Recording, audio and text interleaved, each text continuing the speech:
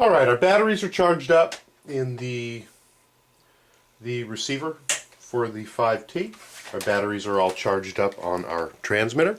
So let's go ahead and give it a little pre-flight check here to make sure that everything is properly working. What we're going to do first is turn on our radio on the back, make sure our power light is on, and we're going to raise up our antenna. I'm going to set our transmitter off to the side. I'm going to show you exactly how to turn on the receiver pack for your Baja. It's on the right hand side, and if you take a look, the right hand side is the one that has your gas cap. Let's go ahead and tilt the Baja up, and you're going to see an on-off label. Let me go ahead and zoom in a little bit here so that you can see. There's an on-off label. It's right underneath the chassis here, and then up underneath that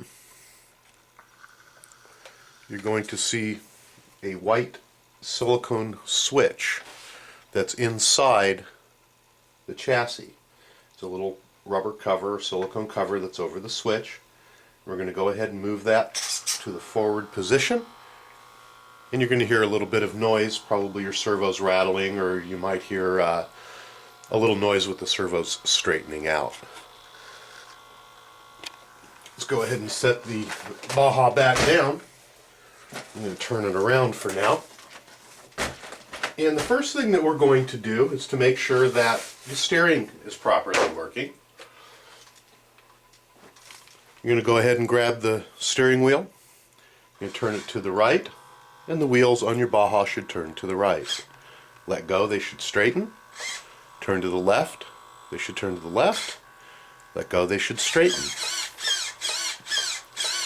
If that's working properly, you're going to want to view straight down the front of your Baja from the back and take a look at your wheel angle. And they should be straight. If they are cocking over to the right a little bit or to the left a little bit, you can use the trim switch on your radio to straighten them out. I'm going to over exaggerate it here, but if you watch the front wheels, you can see that they do turn as I rotate the trim switch. So you're going to want to have them set as straight as possible by viewing it.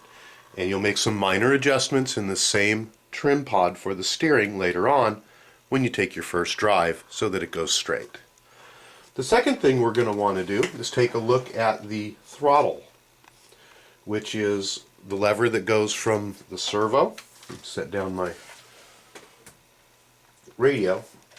But there is a lever that goes from your throttle servo, which is right here. And there's an arm on there, and connected to that arm is a wire, and it comes back, and the first portion of it connects to the carburetor, and the second portion goes back and connects to the brake lever. And you can go ahead and take a look at yours. What we want to do is make sure that the carburetor is in the full shut position when we're in neutral.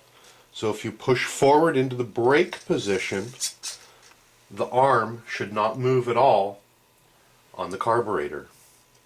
If it does, go ahead and use the throttle trim to adjust it so that it's fully closed but no further. What you are also going to want to do is pull forward and make sure that it opens your carburetor to the full range. If it doesn't, then you're going to look in your manual or go to our website and check out the tutorials or in your manual for how to adjust your linkage properly. We have found that for the factory, they're generally set real close and have had no problems with it. Now what we're going to want to do is push forward on the trigger into the braking position. You're going to want to push forward, and your wheels should not roll like these are. You can see that they're rolling with good ease. What we want to do, if that's happening, is to adjust the brakes. And to do that, there's a little rotating knob right here. Let me see if I can zoom in on this a little bit and so you can see it, but there's a little knob right here on the end of the lever, and you're going to want to turn that in 1 or 2 turns and then try it again. And continue to do that until the wheels pretty much lock up solid when you are in the full brake position. So I went ahead and adjusted it a little bit, push forward, and now you can see that the wheels are not moving, but we still roll freely. Play around with that adjustment and get it correct so that you actually have brakes while you're driving. At this point, we're going to go ahead and turn off our electronics because everything is functioning properly. We're going to reach down underneath on the gas cap side, find a switch, and push it backwards to shut it off. Just to make sure that it's shut off, we're going to move our wheels on our transmitter, and if they're not moving, that means that our receiver is shut off. And then we're going to go ahead and shut off our radio and put down our antenna. One of the last things that we're going to do before we get started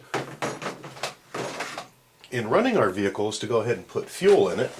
Let's go ahead and turn around here, and the fuel cap is right here. Again, I'm going to zoom in. This is the fuel cap right here. We're going to go ahead and remove the fuel cap. And what I want you to do is take a look and make sure that the insert is fully pressed in, and this plastic insert is not cocked sideways. We have found that to happen sometimes. If it is, just hold on to the little nub and screw it in until it's flush. Now we're going to go ahead and put fuel into our buggy.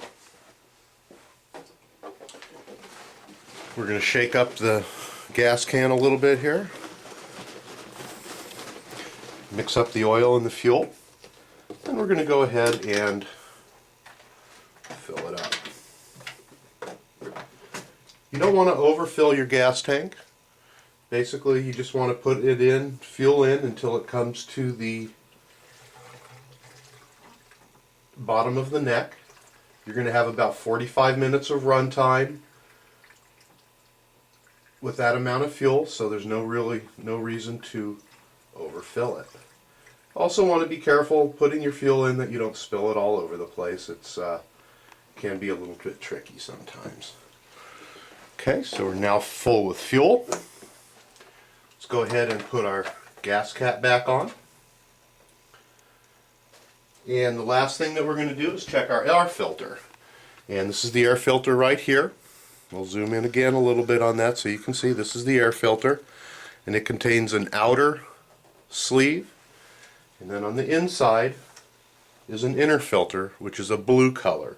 It's actually white, but the blue that you're seeing on there is air filter oil. And you just always want to make sure that that's nice and clean and oiled up properly. Go ahead and read your manual, and it'll explain a little bit more about that. Or again, you can view one of our tutorials on your air filter.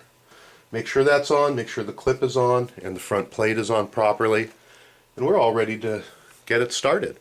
We're going to change locations here and put our Baja down on the floor so it's a little bit easier to work with, and we're going to go ahead and start this little puppy up.